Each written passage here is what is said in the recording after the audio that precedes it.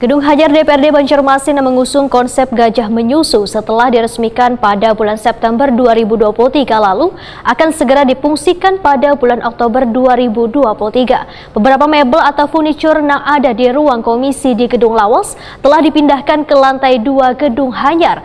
Jika ada kekurangan maka akan dianggarkan di APBD murni 2024.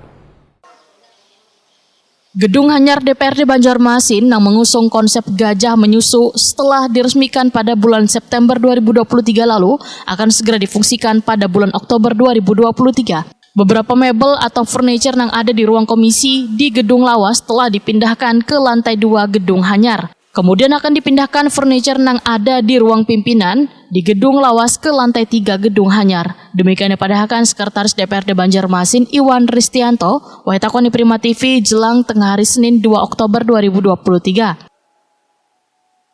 Setelah diresmikan oleh kota, tentu saja kita harus memfungsikan sesuai dengan peruntukannya. Sementara ini untuk ruang komisi itu kita pindah ke gedung baru.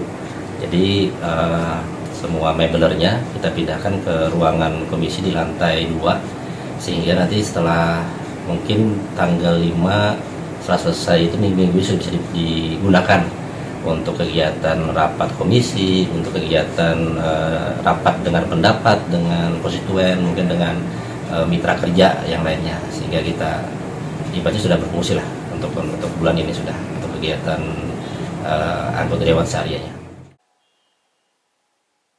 Menurut Iwan Ristianto, lantai 2 gedung hanya akan difungsikan sebagai ruang komisi, lantai 2 ruang anggota dewan, sedangkan lantai 3 ruang pimpinan. Iwan Ristianto menyatakan pemindahan furniture diperkirakan akan selesai pada minggu terakhir bulan Oktober.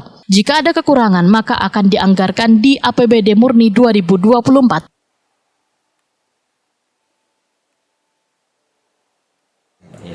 Jadi untuk ini kan semua gedung baru yang ada ini kan semua untuk ruangan kegiatan anggota dewan ya, di mana di lantai 2 itu adalah ruang komisi, kemudian lantai 3 itu ruang pribadi masing-masing anggota sebanyak 1 ruangan, kemudian di lantai 4 itu ada ruangan pimpinan, ada 4 pimpinan dan juga ruang rapat.